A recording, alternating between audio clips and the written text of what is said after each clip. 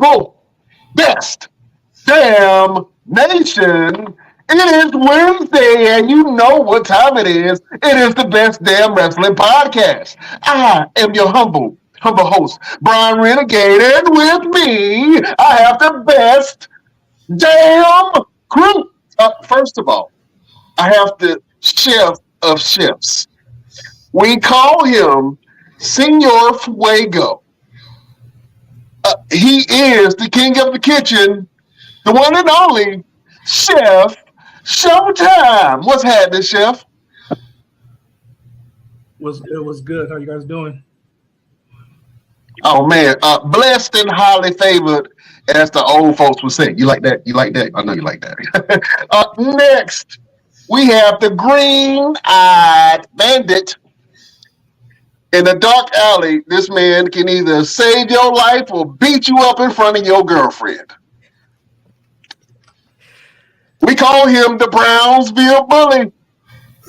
He's your mama's favorite wrestler, and he can whoop your daddy ass. We call him the one and only Maniacal Dark Roosevelt. What's happening? What's going on, man? I'm surprised you didn't say Mr. Everything. Look at you. You getting better and better. I'm progressing. You know what I'm saying? It's all about progression. That's it. It's become a part of the intro now. It's Roosevelt. Yeah. It's hard. I still revert back to saying Mr. Everything every once in a while, but you know, I'm trying. We should go here at least once or twice throughout the show. Once or twice, man. Ladies and gentlemen, we have a prodigy on the show. Excuse me, Roosevelt, can you please do the due diligence and introduce our esteemed guest, please? Absolutely. Ladies.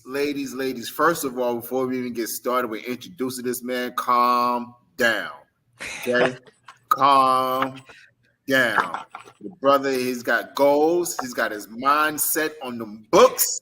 Mm-hmm. Leave him alone. Leave him alone. Down. But, ladies and gentlemen, we have an amazing guest today. We have seen his dad here on the Best Damn Wrestling Podcast in the name of Chayce Coleman. This is the next generation of Colemans, the next generation of professional wrestlers, the next generation of superstars. Ladies and gentlemen, we have in the house with us today, Chayce Coleman. Yeah, listen, first of all, I always wanted to have hair like yours.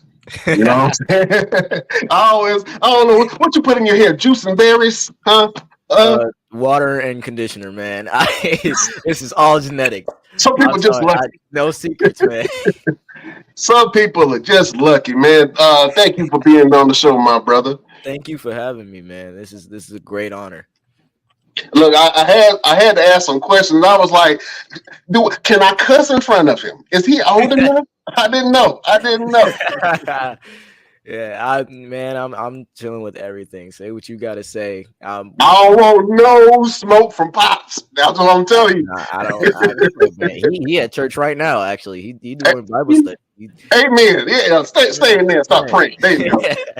Listen, I'm gonna go ahead and get into it. I'm gonna get downright messy with it. Let's go. Who's a better rapper, you or your daddy? If you ask him, he would say me. So I'm gonna say me. Okay. All right. Confidence in the young buck. I like that. He said, I'm gonna say me. Yeah, I like that. Oh man, let's get into some of this music real quick, man. Talk about your musical journey and your musical influence. I know that you have been brought up around the church. Does that have any influence on your sound? Absolutely. For the longest time, like I only heard like Christian music, and even if it was like more than gospel, it was Christian contemporary. So like for the longest time, my favorite artist was Toby Mac. And even when I was like super little, I thought every artist that came on the radio.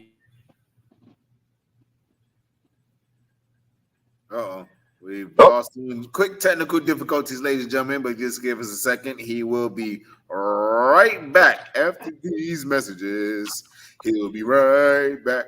There he is. They done tried to kick me out. They tried to kick you out. Yeah. They done tried to take me down, but I will not be stopped talking There about you go. coming back. But yeah, for the longest time, I don't think I heard like other than popular songs that were played at like school events and stuff like that. I don't think I heard music on my own until maybe 5th, 6th grade. And the more I got into it, the more I listened to different sounds. So like the first, I guess, regular rapper that I grew up on was Eminem. And it was really funny how that came about because I was listening to a parody of a song that was in the style of him. And my dad was like, "Are you listening to Eminem?" And I was like, "No, who's that?" And he was like, "Look him up." So I did. And now we're here. Oh, man. See, Eminem influenced the whole generation. Oh, absolutely. Multiple generations. Yeah, man. Yeah. You know what's different about Eminem music, and when I was your age, I was listening to Eminem too. Mm-hmm. But man, listening to it now, it's a little different. I can't compare to some of the songs. Some of the songs are a little strong. Yeah, you know what I'm saying? What you want to? What the who? You want to what? Where? Oh my god! What you gonna do to Kim? Yeah. Oh my bro, that Kim story was an entirely different legacy. That's crazy. Yeah. And like I think that song, like they tried to cancel him over the songs he did with Rihanna, and I found that funny because I was like, just don't let them listen to Kim. Yeah. No. That's not gonna end well for anybody. Nobody's. Oh man, so talk about some of your musical influences. You just mentioned Eminem, man. Who are some of your people that you listen to for musical inspiration? It's always changing. I definitely said Eminem. As I was going down that like rabbit hole of listening to music, I also discovered 21 Pilots through a friend of mine in middle school, and that also influences my sound. So I have like bits and pieces of a little bit of every genre, a little bit of every sound, because that all can create something original, you know? So 21 Pilots, Eminem, right now JID. I've been listening to a lot of pop rock, so like Jaden. I listen to Corpse, like every aspect of not only rap but music in general. I've always found interesting. I dig that, man. Well, for people that's not familiar with your music and some of your sound, man, you got a new track out that's called 911. Can you talk about that real quick? Oh, absolutely. So I'm working on a project called School's Out, and the entire premise of this album is a love story that goes on throughout a summer. And 911 is the first song on this rock album, which is the first time that they're seeing this from me, is a rock, like not only track but fully rock album. So I had a lot of fun with it. It was about a story that happened like multiple years ago, but you know, I have the ability to go back to that time. Like, what did I feel? What did I think? How would I have responded to this? What was I thinking about in that moment? And I put all of that onto a song and add all that emotion as much as I can. Awesome, man. Well, I'm gonna play the track. You can lip read or lip sync. Lip sync. Is that lip sync? Lip sync. Yeah, you can lip sync to it if you want to, man. But we just wanted to play our listeners, man, a little bit of the track 911. Here we go. All right.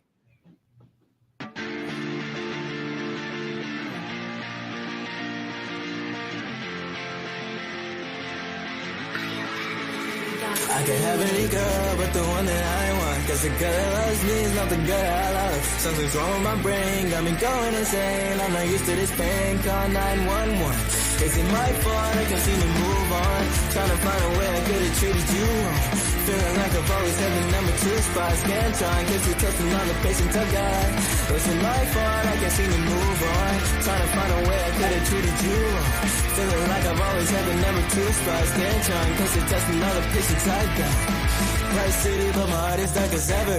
Gaining new people, but sometimes it gotta sever. Emotions fluctuating, and my heart is like a lever. But neither of those sides ever got me feeling better for long. Looking at the past, heart is tethered to logs. Unaware that I've only ever treaded along. The worst part about it was I wasn't in the wrong, so I can't apologize if it wasn't my fault. I feel like I'm sedated. Every time I see your face, I love it and I hate it. I love the memories that we had when we were dating, but hated it surrendering the feelings that were fading. Thinking that you want me in the first place. Must be Peter, how you denied me at your birthday.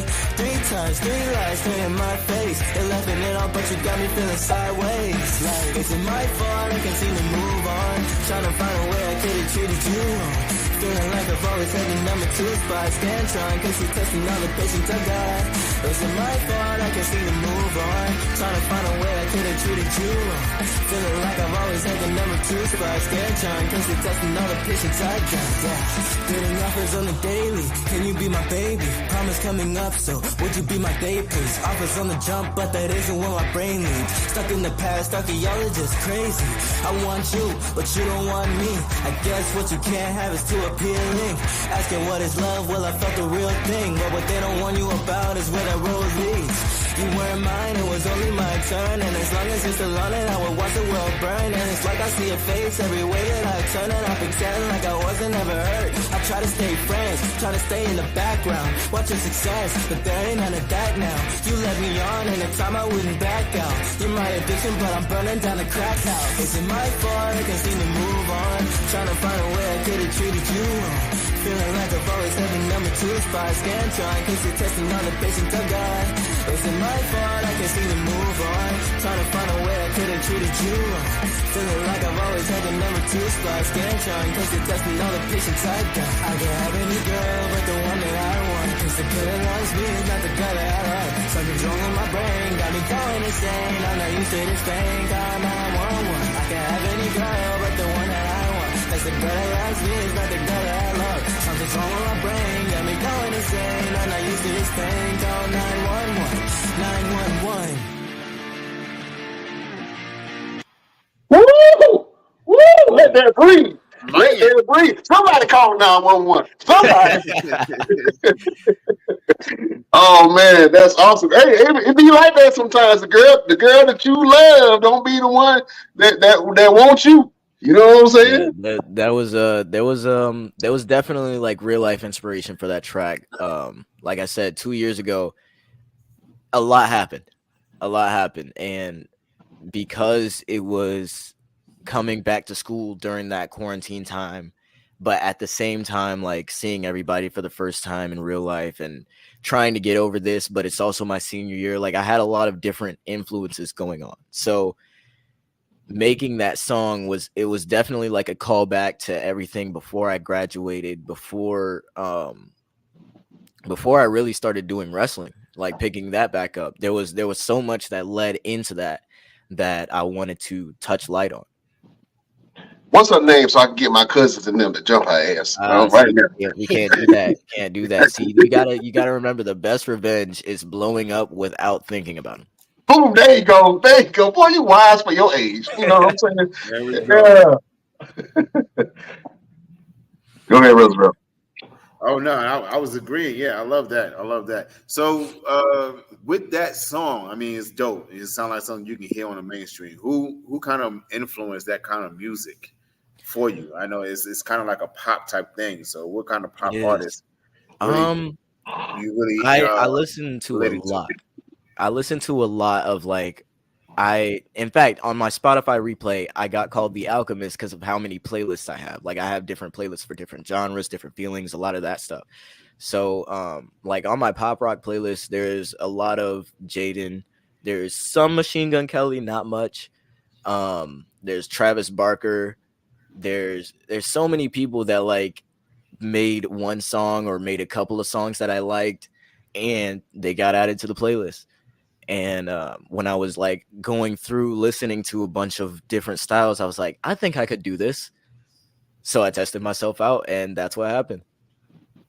Oh man, I think you were brave for adopting that sound. Even though there's people that's done it before you.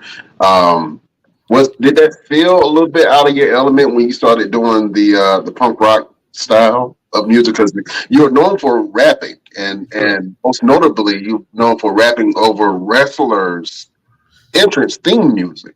That's where I first started. That's when I started first hearing your music. I was like, oh man, he rapping over this theme music and this one. So was Yeah. that a big change going from that, or was it just natural for you? I think it was a little bit of both. It was something to learn. It was a different area of music, but there was so much that was the same about it. That it was just kind of like exploring a new map in a video game. It was fun, but you still had the same controls. Mm, So when I was like learning about it and studying a lot of the ways they do it, the differences, I think the thing that stuck out to me most was in rap, your lyrics matter more. In rock, the chorus matters more, what they're feeling, how you say it, the flow. And the lyrics are still important, but at the same time, it's also something that you could just vibe out to in your car, like blasting down the highway. So it's one of those things that like the more you learn it, the more fun you can have with it. absolutely, absolutely. Roosevelt got some wrestling questions for you, man. Yes, I do. So, ladies and gentlemen, just in case you don't know, I've known Chayce since he was around 8, 9 years old, the same age as my son right now. And I know you pretty much have grown into this business. You've been all of what one key match I always go back to. I'm sure you know exactly which one I'm talking about. Is the match between your dad and the Geordie Bulldogs. You actually got involved with the match and the storytelling behind all of it, where them getting you so involved where your dad had an I quit match and he didn't want anything to happen to you and you doing the Hurricane Rana from the top rope. Run us through that entire the whole structure of that in that entire segment. Like, what was it like being involved in some type of storyline with your dad and being in a side of a wrestling ring and doing all these little things as a young kid at the age of like 10 at the time? I think I was like 10 or 11. Yeah. Run us through that real quick. So I had no idea like what was going to happen going into where the wrestling show was being held. But I was always open to everything because I mean I loved like being in the ring. I loved doing, especially like doing flips off the ropes and stuff like that. So when my dad pulled me aside and he was like, "Hey, can you do a Hurricane Rana?" I was like, "Absolutely." And he was like, "Show me." So I did, and he was like, "Okay, you're gonna do that tonight." And I was like, "Okay." So Like tonight? I was like, "Tonight, like right now." So like this whole night, I'm pumped. I'm like walking around, my chest is out, I'm beaming, I'm happy. Mom has no idea. And I didn't think to tell her because I was like, she probably knows, it's whatever, I've been around the ring forever. And I might as well. And then when I did it, when the match actually happened and everything like worked through, I do the Hurricane Rana, I jump out, and this crowd of kids is like, yo, that was awesome. And I think that was one of the most fun nights. I specifically remember bragging about it to a lot of my friends back in middle school. Like that was that was one of the most fun nights I had as far as being a kid, but in this business as much as possible. Absolutely. Run us through the final portion of that storyline where your dad had the I Quit match and he had you involved in that type of thing. Like, run us through your mentality with that. Because, as a young kid, even though you're growing up in it, you're in a ring with these grown men who are telling the story that they're getting ready to hurt you. And you have to really sell that and not sell it to where you're so afraid that you're tensing up and you're shaking and you're still a kid. You're still a kid. So having that mentality of these grown men may actually hurt me, but still saying, you know what? I know these guys. I know they won't hurt me. I know my dad has me. Run us through your mentality with that. I think for most of the match, because it was a great match.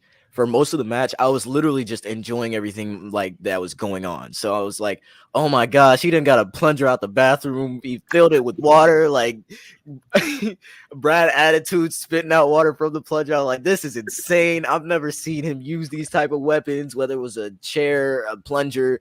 Like, I'm pretty sure he used somebody else's hat.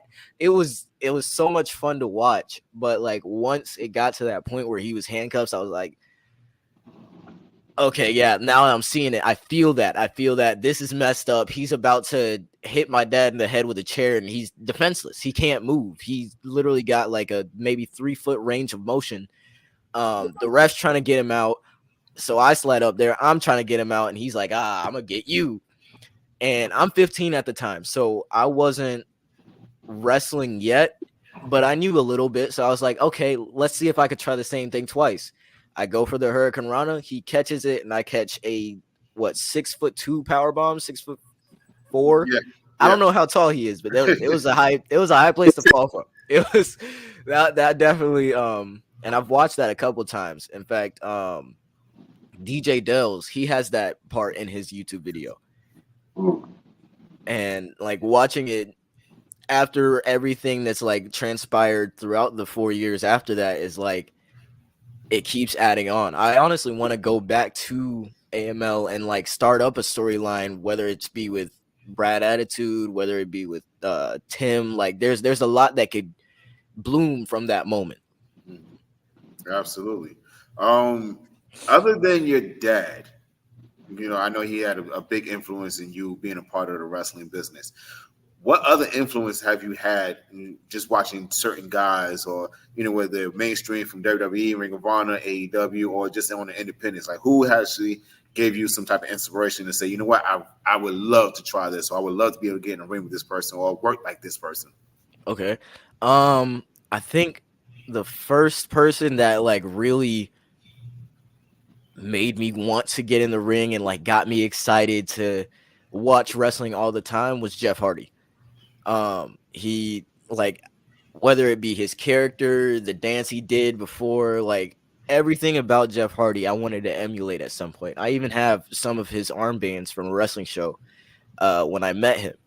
And he's always had like the charismatic enigma has always been something that I wanted to incorporate a little bit in my character. And that was like the first time that I was like, you know what? I could see myself doing this. I could see myself doing a front flip off the top rope. I could see myself like doing these intricate types of moves that, whether they're a spin off a move or a different versions of a move or something that's never been seen before, like that innovation has always inspired me to try new stuff. And then when I got back into wrestling, I saw a lot of different people like Ricochet. Ricochet is definitely one of my favorites. Will Ospreay, the Briscoes were also awesome. Adam Page, the whole Undisputed Era, because that like during that time I was watching and it was so much fun to see people my dad knew on like grand stages doing these big things and watching everything transpire on different stages for everyone to see. So it's like, okay, I know people know him from this, but now they know him from this, and now they see him on this, and now they know he can do this. And like bringing in the Undisputed Era for the first War Games match, that was cool, and that was something that was innovated, that was brought on by people my dad knew.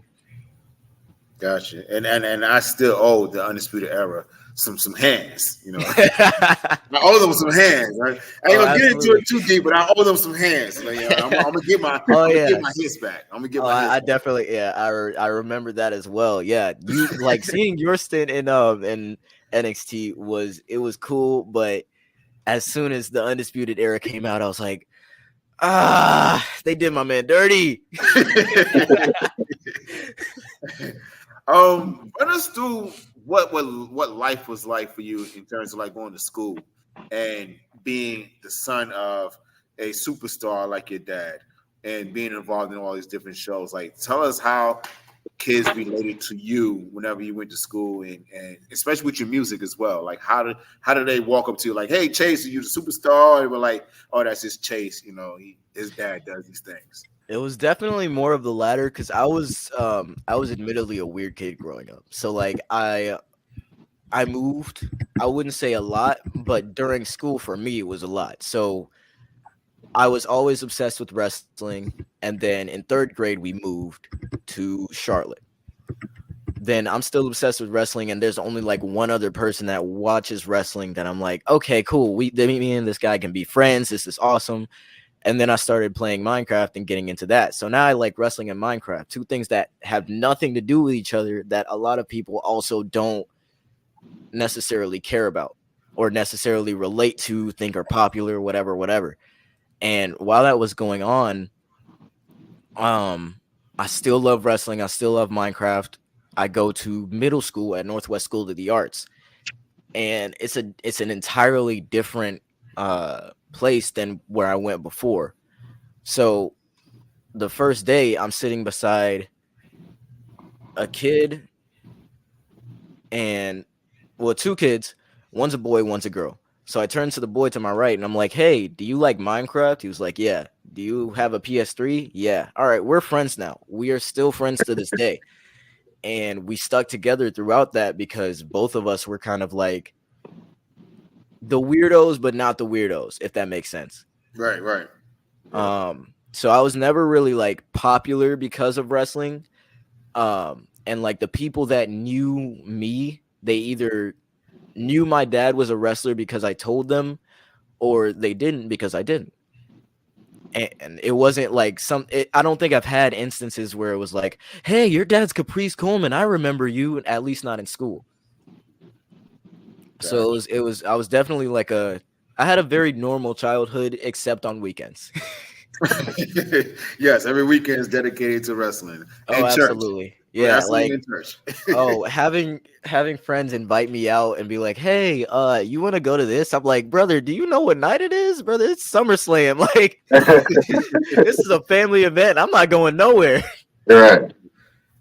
Oh man, you mentioned that you had the opportunity to meet some superstars, like you just mentioned Jeff Hardy, and Yeah. you say he gave you some armbands. Yes. Oh man, see, that's a lot cooler than my Jeff Hardy stuff. I met Jeff Hardy because he had the bubble guts and he was trying to figure out where the bathroom was. And he asked me, I had to point it to her. It's over there, dog. You know what I'm saying? And then I'm like, "Is that Jeff Hardy? That was Jeff Hardy." I didn't want to be weird and follow him to the bathroom. Like, "Hey man, Right. can you sign this receipt?" Yeah, give me your autograph. Sign the back of this receipt real quick. But talk about some of the people that you come in contact with just because they know your dad or just because you're in wrestling. Talk about some of the people that you were able to meet. There's definitely been a few, and well, way more than a few. Recently I've met Roderick Strong. I met him at WrestleCade and saw him again at DPW, and he like had a full-on conversation with me, like actually talking to me, actually remembering who I am when he sees me. Like that was something that I hadn't always experienced in the business. So I definitely want to give him a shout out because he gave me some pointers on what to do during wrestling. And I appreciate him for that. I'll be forever grateful for that.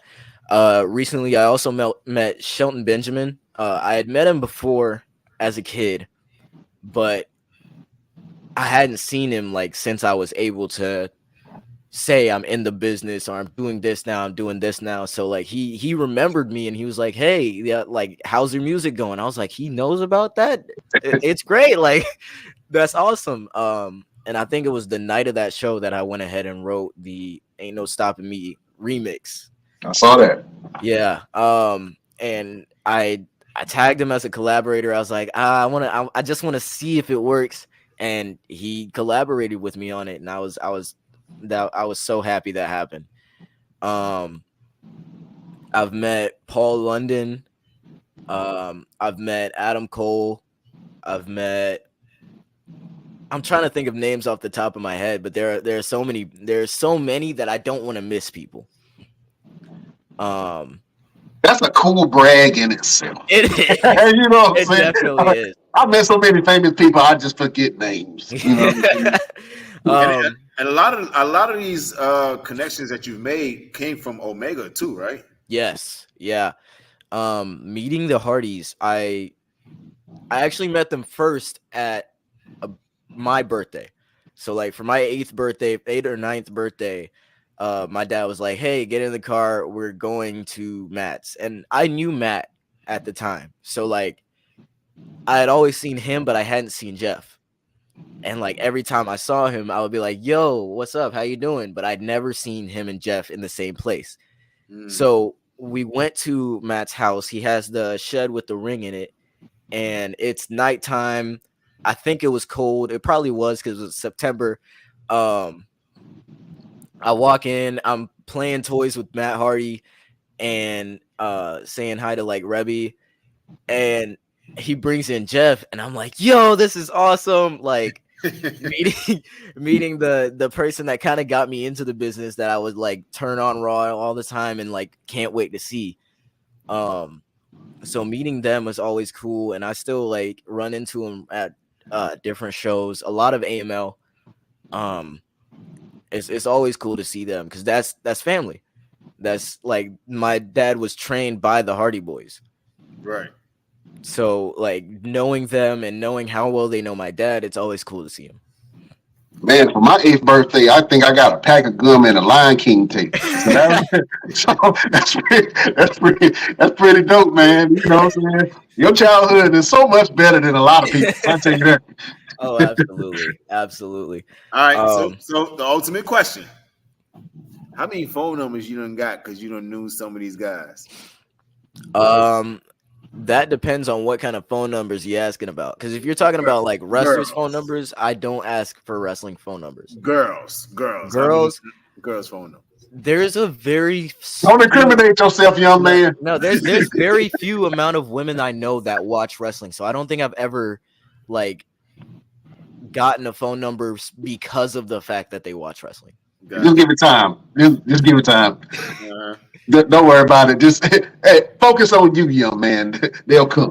They will come. All right. So now you're wrestling. Now you're in Yes. the ring. You're taking bookings. And I actually remember your very first match. Mm-hmm. Yes. It was at your promotion. The company that I was working at. And you had a very good match with Cam Jackson. You guys went up there and really told a really great story. Run us through your first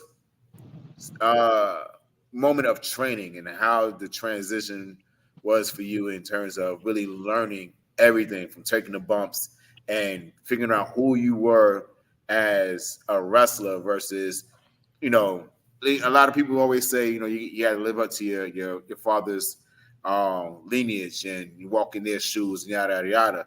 But you created your own path outside of Caprice, and a lot of people see it, and I really really love that you do have that.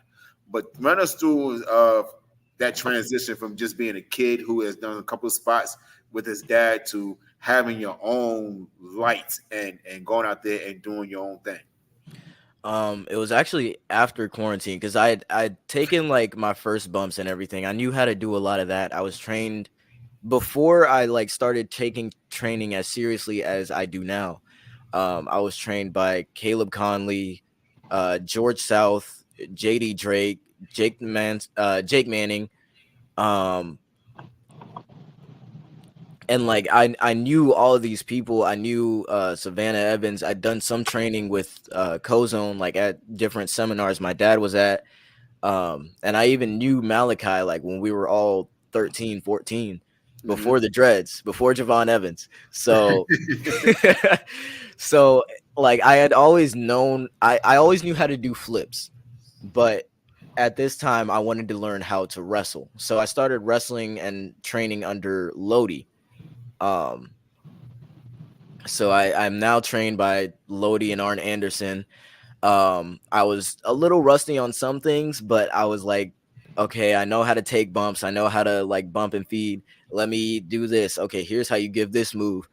And I came in with kind of a class of people, Duke Patterson, Nico J, and Bryce and Key were the three main people that I clicked with as soon as I walked in, because they were all like closer to my age.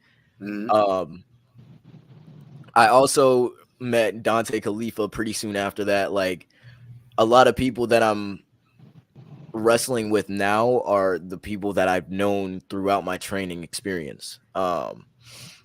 And I was training for maybe 3-4 months before I had my first match. And that first day, I had no idea what I was gonna do. Because originally I was going to go to See No Evil Mhm. in Gastonia and just see if I could get like a match or a spot in this Royal Rumble they had going on.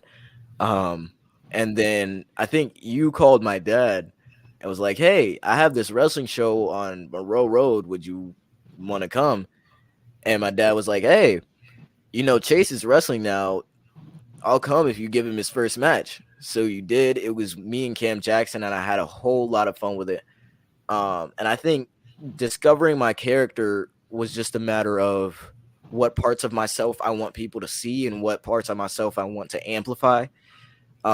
Because like everybody eats sandwiches, so you can't it's hard to make a career off of eating sandwiches and that being your thing, unless you eat sandwiches really entertainingly.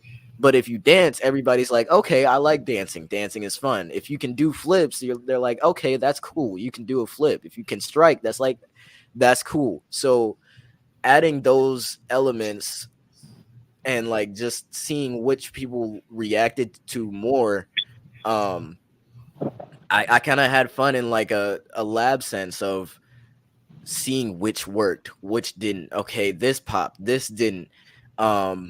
So I kind of became the Born Legacy, a kid who can dance but also likes to strike. I can high fly, I can do technical if I need to. Like, I have a lot of comedic elements in my matches, even if I'm not like wrestling a comedic match per se. I'll have like random quotes I'll say, or quips I like to call them. A lot like Spider-Man when he's fighting. Okay. I can see that. Yeah. I can see a little Miles Morales in you. Yeah, you give me a Yeah. Miles Morales vibe. You know what I'm saying? You When probably I hanging upside down on the walls and stuff. I can see that. Well, when I if you ever seen his moonsault, yeah. the way he does his moonsault, he looks like Miles Morales. He's like it's so slow motion. I'm like, how is this kid just moving like this in the air? Oh man, Yeah, what's your finisher? If you don't my mind me asking. finisher now is a buckshot spear. So if you've ever seen Adam Page's buckshot lariat, I just do that with a spear. And I'm thinking about like adding into my repertoire a arm pulled knee. So if I have both of their hands, I'll just drive my knee. Just to have a little bit of variety. And for the longest time, it was the moonsault, but then I messed up my knee because I was driving home from my girlfriend's campus and I hydroplaned and wrecked my car. So I messed up my knee in it, not badly. Like, I didn't feel it in the moment. There was no like bruise or anything, but it did start swelling, and it probably didn't help that I wrestled that Thursday either. So, like it always kind of messed with me. So and a moonsault is uh, a very knee heavy move.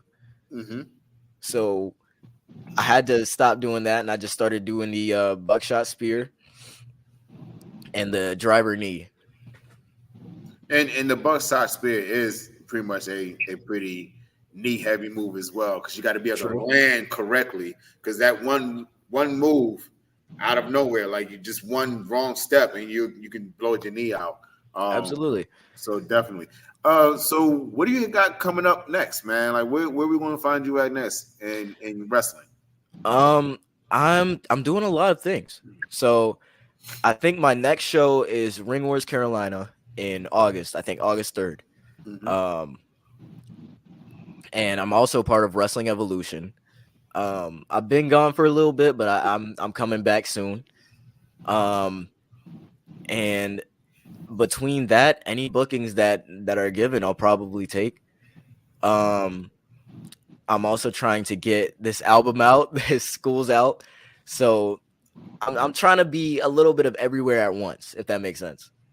Absolutely, and definitely, I'm going to help you as much as possible. Get you some more bookings. You know, we got to get in the car together and ride. I could definitely do that. You just let me know. Well, we'll connect and we'll figure out like what your schedule is, and we can make some things happen. Man, we got this tournament going on called the Hyperdrive Tournament, and I know that we're going to have a second part of that probably later on in the year, man. Maybe something we can see you in, possibly. You know what I'm saying? Hey, I wouldn't be opposed. Oh man, I got to see it for myself. You know what I'm saying? I got to see the child prodigy working for myself, man. Real quick, you just had a match with Dante Khalifa. You just mentioned him, and I just saw the video of you and your dad with the whole thing about him throwing the towel in. Run us through that. What is the story behind the entire thing with that? So, this would be my match with Dante was my second match ever in Wrestling Evolution. The match before then was the month before where I wrestled Duke Patterson. I got that victory, and Dante comes out, and my reaction was 100% genuine. Like I'm hugging fans, I'm high fiving, I'm having fun, and then I hear, "Hey, look here," and I'm like, "Yo, what?" So I get in the ring. I got in the ring, and he challenged me for the next show.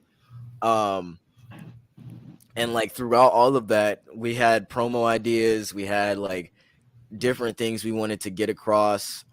And I like our characters clashing is a very interesting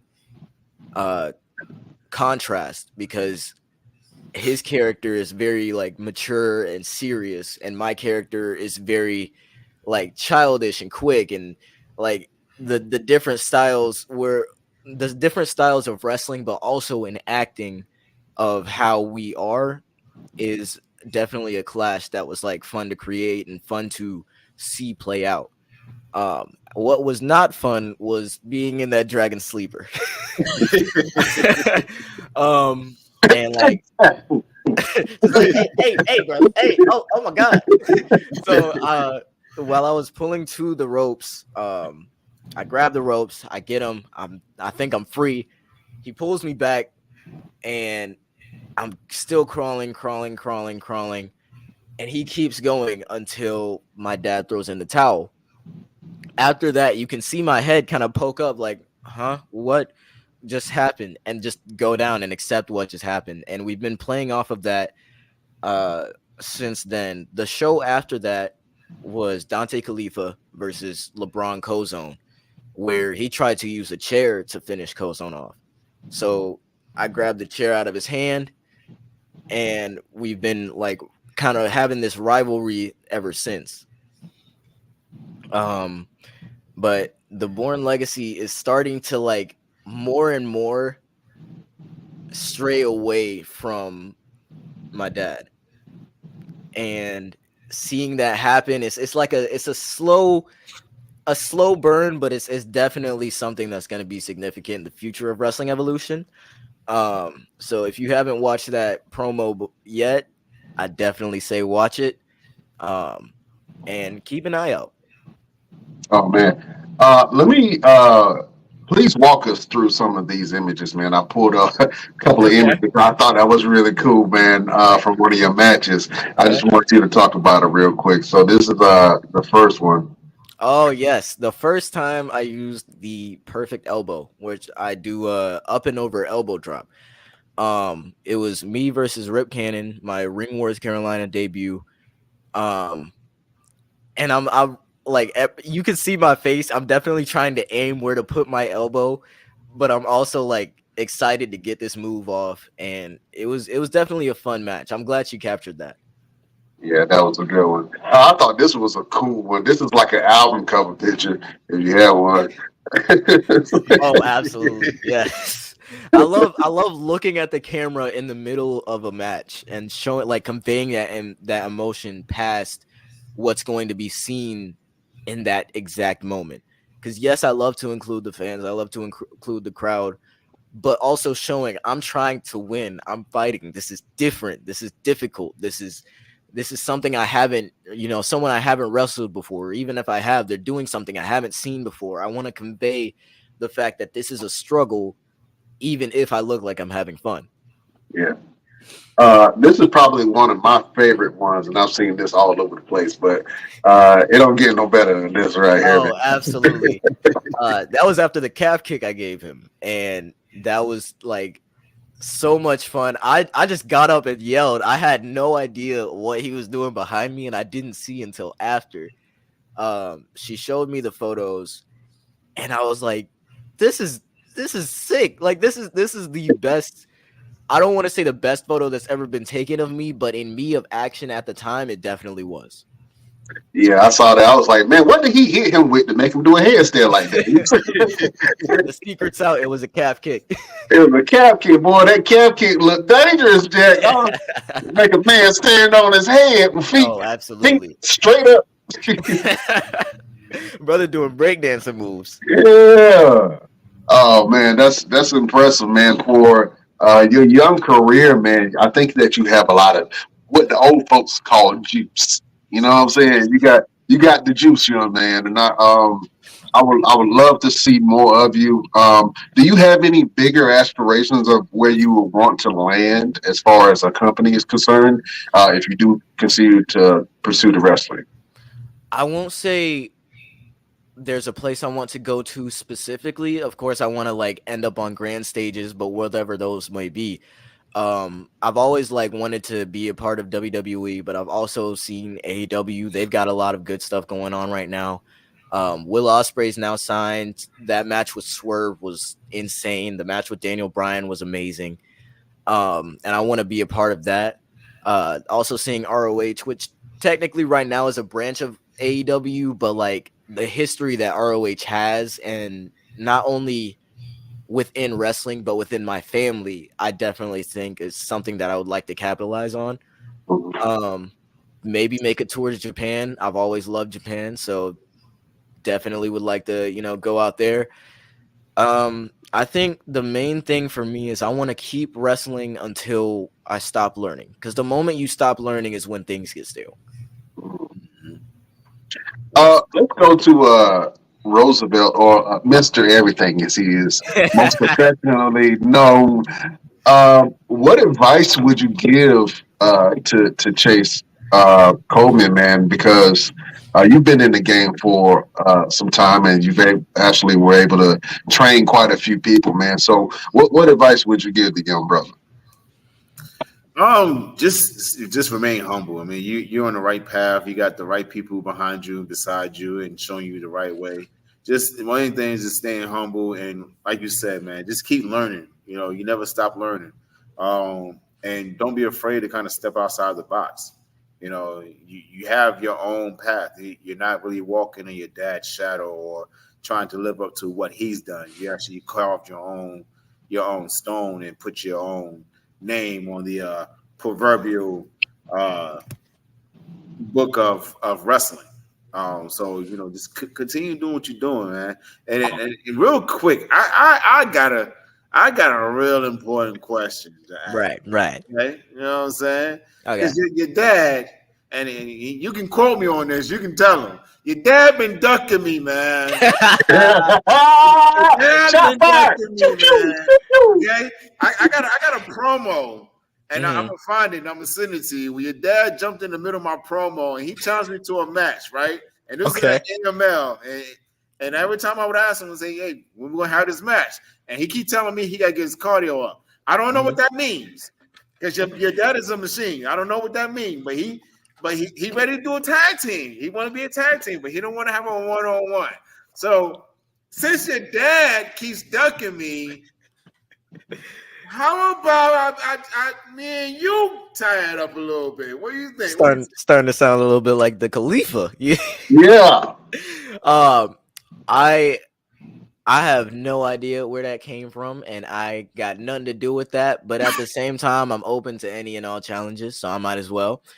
I definitely would mix it up in the ring with you, especially knowing one, how long you've been doing this, but knowing who you are as a wrestler and a person.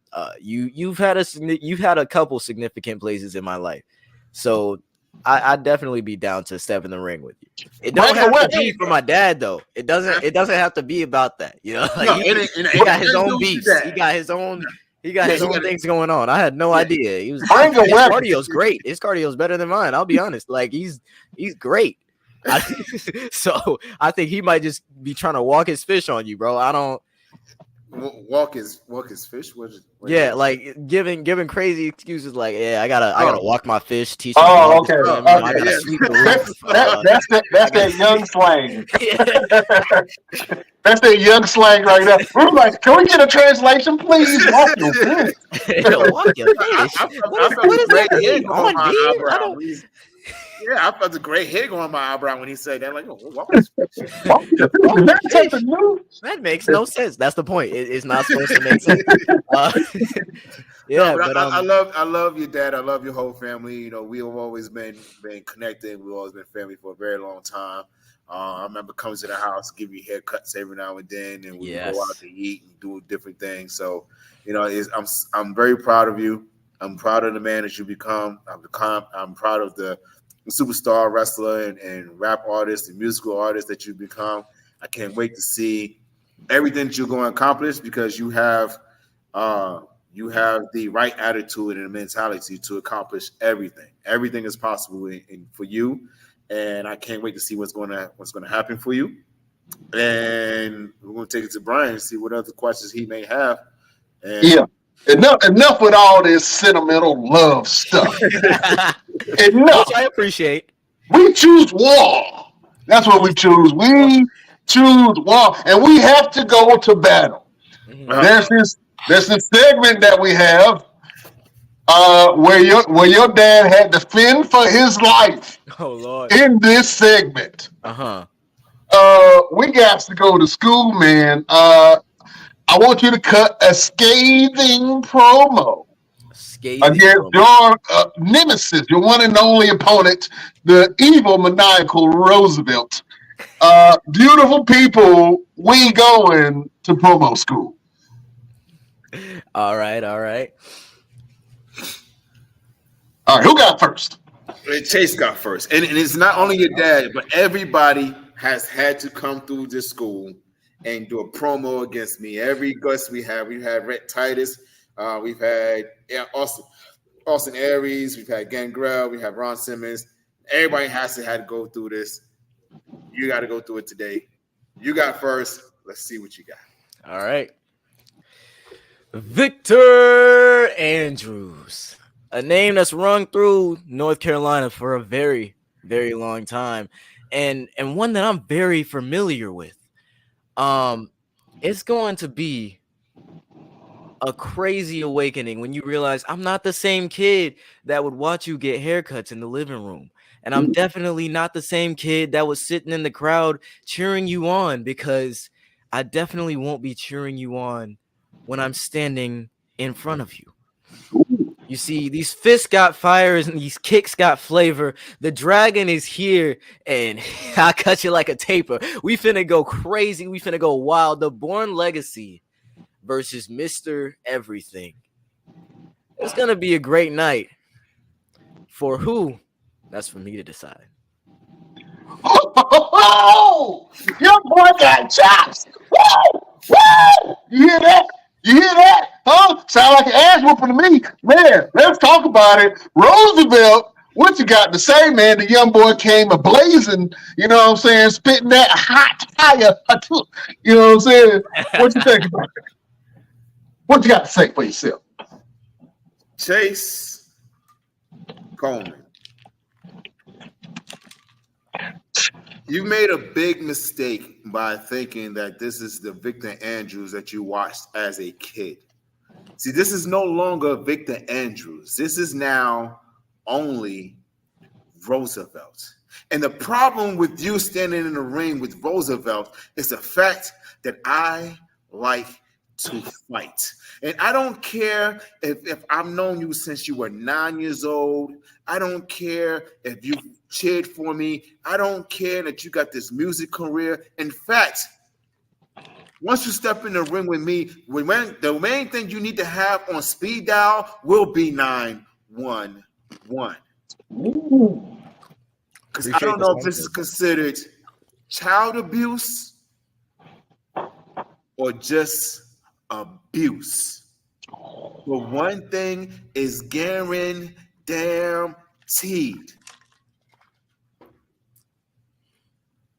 When the night is done, you'll know that you were in a fight with a man who likes to fight. Mm. There you go.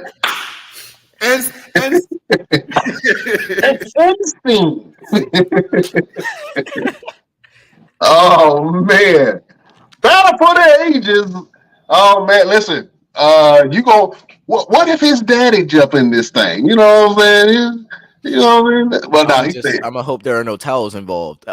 There you go. There you go. He said, "Leave Caprice ass at home." He like throw in towels and stuff. Daddy, I want to pass out on my own. Oh man, that was a great promo battle from the one and only Roosevelt and the young Thriller, Chayce Coleman. Do you have any monikers yet? The Born Legacy, and also when I was really young, I didn't get to meet Ricky the Dragon Steamboat, but my dad did, and for the longest time I called myself the Dragon as a wrestling name, and he gave me the permission to use it. So I'm gonna start using it. I might as well. I got the blessing from the Dragon himself, one of the best ever, you know. So the Dragon, the Born Legacy, one half of the Ageless Legacy, and many more to come, hopefully. Could we ever see a match between you and your father, like almost like Dominic Mysterio versus Rey Mysterio kind of style? And who would be the heel in that match? Ooh. You definitely can. You definitely will be able to see me versus him. That's something that I think we both want to embark on, especially in the near future. And as far as who would be the heel, I would say tap into my wrestling and just see, keep updated, see what happens. It might be me, it might be him, it might be some random person that has nothing to do with the match that goes by D. It just, you never know what happens. Right. Yeah, but have you been to heel in matches yet, or do you more lean to babyface? I think I've been a heel once. We had a student showcase for Team Fearless last month, and I wrestled against one of the trainees named Cam Isaac. And that was when I first adapted the Dragon moniker for the first time. I like that. I think you got to add something in front of the Dragon to make it uniquely yours. You know what I'm saying? Like the Drip Dragon or something like that. I don't know. Drip Dragon. Oh, I'm gonna let you find that. But hey, man, I think that you have been blessed by the wrestling gods, man. And I think if you just keep on developing what you got going on, brother, I think you'll be all right. I want to make your daddy happy real quick. Let's talk about faith real quick, right? Okay. Talk about your spiritual journey and have you found your voice in your religion yet, or are you still searching for that? Define voice. Who you are as in close proximity to your relationship with God, right? I've always been like in church, especially because of my dad. Like he's always had something to do with the church, whether he was preaching, pastoring, ministering. Right now he's youth pastor at the church we go to now, and I'm the cameraman. So I've always been in close proximity to church, which also leads to the fact that I've never really questioned God's existence. And the more like I learn about it, the more I, like try to change to be a better person, a better Christian, a better son, a better brother, a better boyfriend, all of that. So I think I won't say I've always been the same person, but I've always had the same motive as far as Christ, which is to put him first in everything I do and never to like stray away in a sense of like thinking I'm too good for him or doing things that I know I shouldn't and just doing it to do it because I want to do it for no reason. You know, like I always want to be, even if they can't tell it's because I'm Christian, I always want there to be a difference about me. In my music, I never cuss. I have a friend who's on a couple of songs that says whatever he wants, but I personally never cuss in my music, and that's partially because of the fact that I'm a Christian. And there are so many words in the dictionary that I can rhyme without saying 5 of them, you know? Like, it's definitely something that I work around, and I love the challenge of it. Because there's so much of it that there's so many people that don't do that today, where they rhyme the same word 4 times, and if you take that out, I want to see what's still left. Real quick, you did just mention being a big brother. Mm-hmm. Your little sister, what is it like watching her grow up? Because you guys grew up really, really fast, but watching her grow up and being that big brother that needs to make sure that you do everything right because she's watching every step that you make. And in terms of your music, going to school, you know, doing things, what is it like, and how do you navigate through that? My sister, I can say without a doubt, is my biggest fan. Like, she knows all the words to all my songs. She knows even songs I haven't released. Like, I could write a song, and in 3 days, if I'm singing it around the house, she'll have every word. And if she misses one, she'll be like, I missed it. Dang it. I'm like, Gabby, that was written 3 days ago. It's not a big deal. No, but like, I like the song, and I know I'm supposed to know the lyric. Okay. As far as watching her grow up, I think right now we're in the hardest part of it because she's a teenager now. She's 15.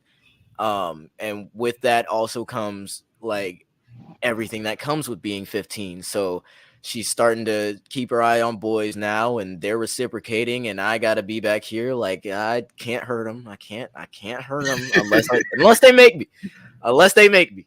But so far she's had a pretty. I just want to talk to him. I just want to talk. Don't mind the trash can ECW style weapons back there. That's just for if he doesn't want to talk. So we just gonna have a civil conversation or war, whichever depends. You know, like as long as he's well rounded, I will also be well rounded. Right. That's a very mature way of doing that, because I used to try to fight all my sister's boyfriends. I didn't care. I'm like, y'all ain't coming up in this house. The way kids are built now, they ain't built like kids no more, man. I like she was very fond of this young man who is taller than me and weighs more than I do. So I can't just be picking fights for no reason. I can't, like, if you 6'2" and you come up to my door like, hey, I'm here for Gabby. No, you ain't. What in the world? You here to give me some dietary pointers? You finna what are they feeding you, and where can I get some? Like, yeah, you got to hit them with the bad boys. Exactly. That's exactly what came to mind. You hit him with that Marlon Wayans. So do we have a problem? You know, we have a problem. Yeah. But so far, she's definitely chosen well.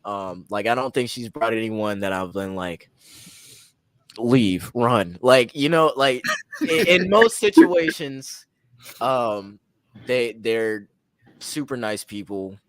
Especially like she's at church the most. So like she's at church right now for the youth Bible study they have every Wednesday night. And she was also very fond of one of the people that went there. Nicest kid ever, knows a bunch of instruments, super talented. Like I can't be mad at him. So I think as far as that goes, I've always just been kind of in the background. Yeah. Speaking of background, man, I'm seeing some of the anime that you have right behind you. Did you draw those, or was it something that you just pulled from somewhere? So this one right here, I did draw. That was for a school project, and it was back when I think I was in senior year, and I had a movie class, which is wild, but I'm still friends with that teacher to this day. So I had a movie class, and they were like, you can pick any movie, just make an alternate poster for the movie that has nothing to do with the original poster. So in Japanese over here, I'm trying to figure this out mirror wise. Yeah, that's good. The last or the seventh Hokage, and then the last Uchiha. It's Sasuke and Naruto bonds. So like that's the one I have drawn. The one behind me right here, that was a gift from a friend of mine. And then the poster behind me, that's probably the most popular Naruto poster.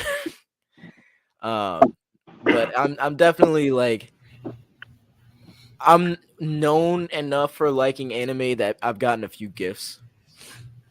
That's dope.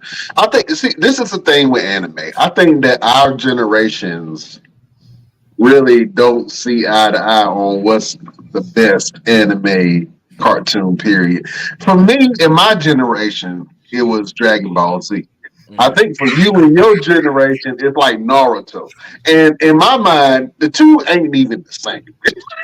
They're definitely not the same. And I also don't think that everyone everyone can agree on like the top 4 animes, which would probably be Naruto, Bleach, Dragon Ball, and the fourth one always changes. Some people say it's Demon Slayer. I don't think that's necessarily true. Some people think it's Hunter x Hunter. Some people think it's Attack on Titan. But there's always going to be the big 3, which is Naruto, Bleach, One Piece, and then the grandfather, Dragon Ball Z.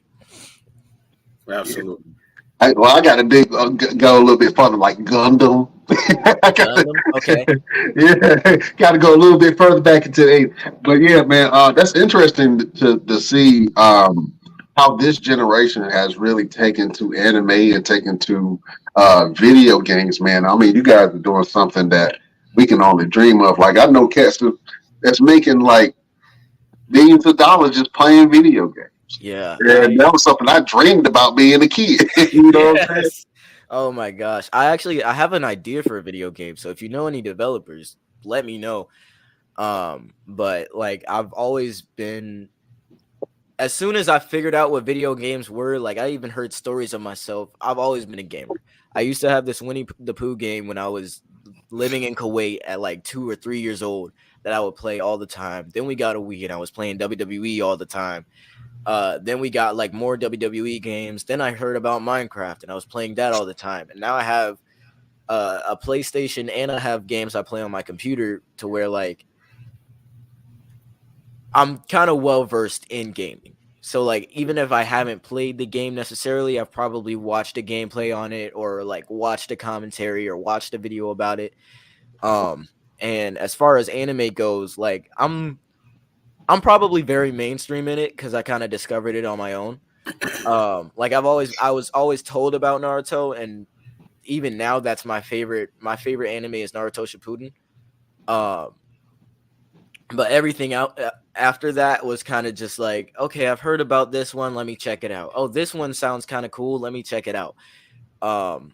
Another one of my favorites I think is Death Note. Death Note is a really good one, and I say that because it's a psychological anime that's not necessarily scary, but it keeps you in because you're like, okay, what's gonna happen to this guy?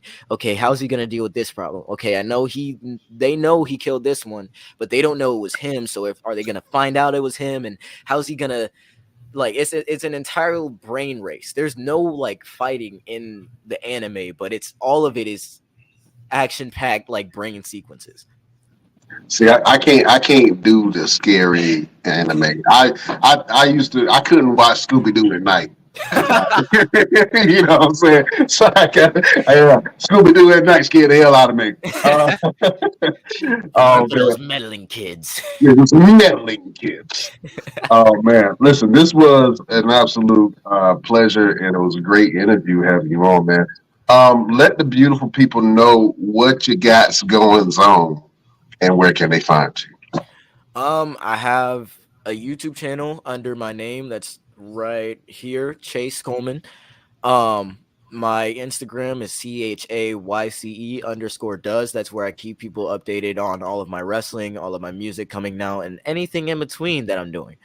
Facebook is just my name right here. I have a Twitter. I never use it.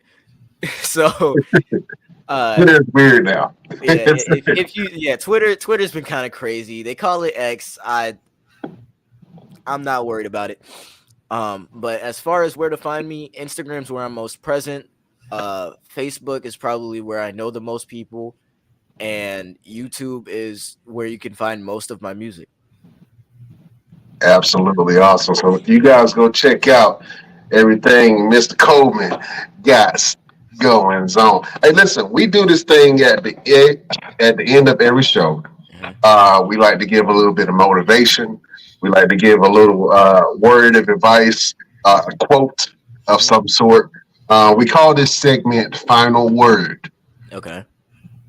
So, Mr. Coleman, do you have a final word or a word of advice or motivation for your beautiful followers? I'm very big on ominous positivity. So I think what I'll use is, why do you think you can stop God's plan for you? What made you think you're that powerful? Hey, I wasn't even ready for that one. Whew. Say that one more again. Say it one more again. Why do you think you can stop God's plan for you? What makes you think you're that powerful? Man, I'm gonna spend all night thinking about that one. That's Jesus Christ, huh? Oh man, you hit us with a heavy one, Jack. Oh man, I don't even know if I can follow that. That was a great quote and question posed by the one and only Chayce Coleman. Oh man, Roosevelt, you got to follow that one, man. That was the young boy up here dropping jewels, man. Roosevelt, do you have a final word for your beautiful subjects? Yes. My final word is protect your light at all costs. That's it. Just protect your light. Don't let anyone dim it. Don't let anyone come in and just cast a shadow over it. You are in possession of that light for a good reason. So protect it at all costs. Protect your light or protect your teeth. If y'all don't know, that's a move that Roosevelt does when he punches the daylights out of somebody and knock half the teeth out. Yeah, that's pretty young thing. Pretty young thing. Protect your teeth. Protect your teeth. Beautiful people, if I had to give you a final word, a word of motivation, a word to get through your day or get through your week, I'm going to just go super generic with this, man, because this is the problem that a lot of people have, no matter what walk of life that they have, anytime they try something new or try something different, is believing in yourself. And I know that is so generic, but it is the truth, and it's things that I know I struggle with sometimes, believing in myself, even though I know I'm a powerful manifester and I can do all these great things. But sometimes you just have to remind yourself of how powerful you are and what you can actually do, especially if you have support of people or just support of one person to help you along the way. But believing in yourself goes a long way. And when other people start to believe in you, that just gives you justification or just cause to believe that you can do anything that you put yourself through. And if you align yourself with a higher power, then ain't nothing, ain't no stopping you now. See what I did there? See what I did there? I do see what you did there. I do see what you did. Oh man. So the final word of today is just believe in yourself, believe that you can do it, believe that you have the power and the ability to change your life, because ultimately it's up to you to believe in you, because if you don't believe in you, there can't nobody else believe in you. That is a final word from your boy, Brian Renegade. Oh man. Real quick, Roosevelt, let the beautiful people know what you got going on and where can they find you. Absolutely. Ladies and gentlemen, you just know that I just came back from Germany. Amazing trip. Man, I went out there and got busy. I showed my patootie. I let them know who Roosevelt was. Of course, you guys know I'm getting ready to go to the UK at the end of this month. Lord willing, working on some things to make that happen. Got a show tomorrow in West Virginia. Got a show on Saturday in Lumberton. We have the Best Damn Wrestling Hyperdrive Tournament. The culmination of the tournament, the semifinals and the finals, happening this Sunday. Make sure you guys tune in right here on the Best Damn Wrestling podcast so you can see who is going to be our very first, our inaugural, our champion of all champions of the Hyperdrive tournament happening this Sunday. And we will give you guys all information on time. And, of course, the location is going to be right here on the Best Damn Wrestling podcast. And, of course, you can find me on the TikTok because it's still there. They still have TikTok. The TikTok is still alive. It's still. I think it's supposed to go away soon, but it's still there. It's still here, and I'm going to enjoy every moment of it. So make sure you follow me on TikTok at Rose. I'm _ Mr. Everything. I think that's still my TikTok. I haven't promoted it in a long time. You haven't transitioned. Yeah. And then follow me on Instagram, Roosevelt the Fighter, on Instagram, and yeah, and of course follow everything we got going on right here on the Best Damn Wrestling podcast. Absolutely, and I just want to reiterate what Roosevelt just said, man. Go and check us out this Sunday, man. We have the Hyperdrive tournament, a battle of wits and brawn and just pure badassery. We got Blade Brown, Sean Cruz, Caden Pierre, AC Divine, Trey Havoc, and Jim Stone. That's in our finals, man, and they have been tearing up this tournament, man, putting on absolutely amazing matches. All of these guys can go. All of these guys are very talented, and we want you to check out more of what they have going on. But this Sunday, check out the Hyperdrive tournament and see who will be the next Best Damn Wrestling champion. Hey, real quick, before we sign off, I want to give them a little insight of the matches that we're going to have when this tournament happens on Sunday. Let's see, where is my notes? Get the notes. Where's the notes? We live, right? Yes, I know. Yeah, here we go. I got it right here. All right. So on this Sunday, to find out who is going to be our inaugural champion, we have Blade Brown versus Jim Stone. That's going to be something.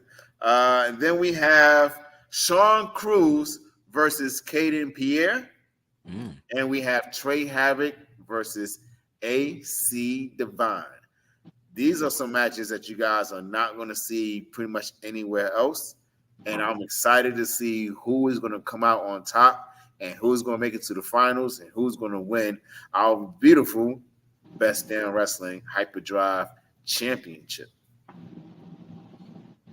Absolutely, man. So I'm excited for those matches. Now that you just told me, I'm super excited. I don't know how I feel giddy right now. I can't wait to see that.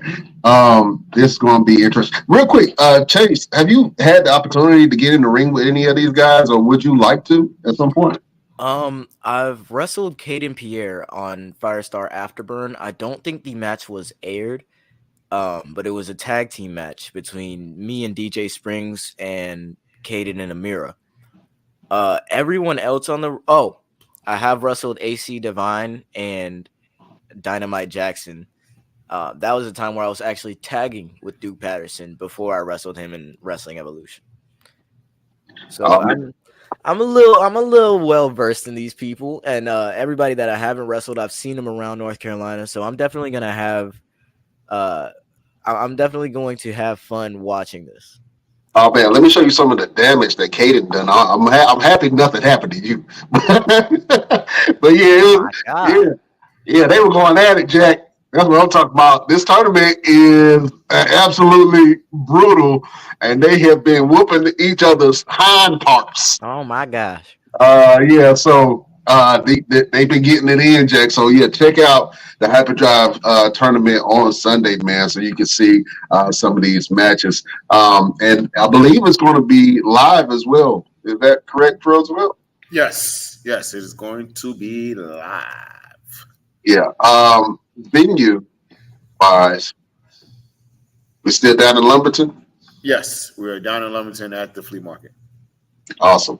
So we got a live crowd checking out the Hyperdrive tournament. We are streaming it live, and we are recording this thing just to show you some of the top talent in the Carolinas. So check it out whenever you get a chance. In your leisure, watch the recordings of the old matches. You will not be disappointed. And my name is Brian Renegade. If you want to follow me, you can follow me on all platforms at Brian Renegade. You can go and follow the Best Damn Wrestling Podcast. We have an Instagram. You can check out our Instagram at the Best Damn Wrestling Podcast. You can go over to our Facebook group, Best Damn Wrestling Podcast. We got a Facebook page where we put all of our content, the BD Wrestling Podcast. You can check us on X.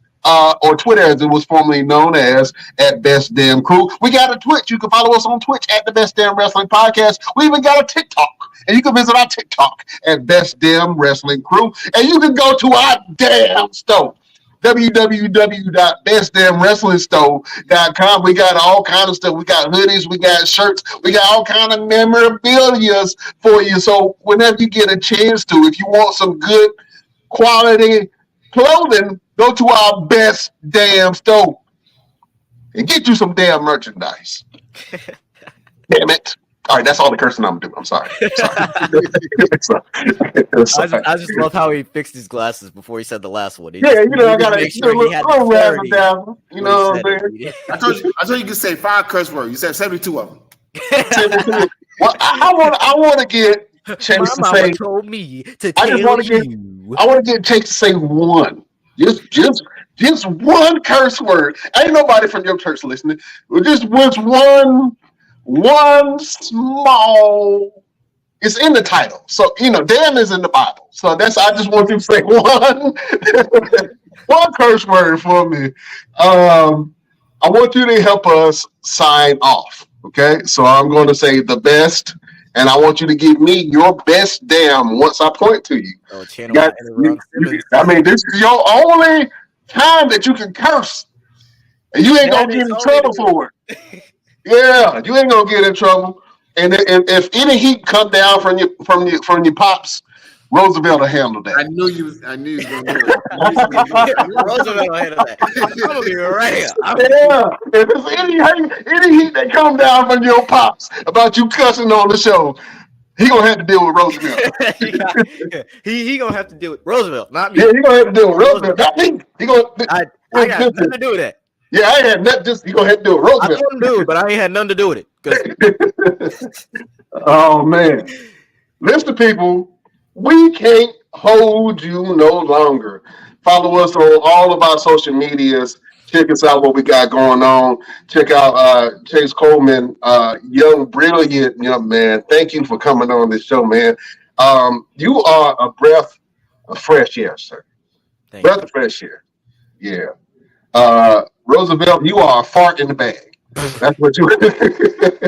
I was trying to make a comparison, man. Don't look at me like that. Hey, see, now I feel like you're gonna have heat with more than my pops, because you might have both of them tag teaming against you if you just said that. Well, if that happens, then I'm going to require the services of a young dragon. You know what I'm saying? Right. I'm gonna need some backup from the young dragon. Right. You know what I'm saying? With the flavorful feet. What you say? Feet got flavor. Yeah, with the flavored feet. Fish with fire and feet with flavor. There you go. I need your services, sir. Oh man. Listen, here we go. We will see you next week on the next best. Damn. Woo! Woo! That made me tingle on the inside. That was good. Yeah, I got it from Ron. Wrestling podcast. Boy, you sound like a grown ass man with that damn. You must have been holding on to that damn forever. Long time. That was a deep damn. That would have made Ron Simmons proud right there. Yeah. That's the goal. That's the goal. Oh man, beautiful people. Thank you for joining us. We'll catch you on the flip side. We bid you adieu.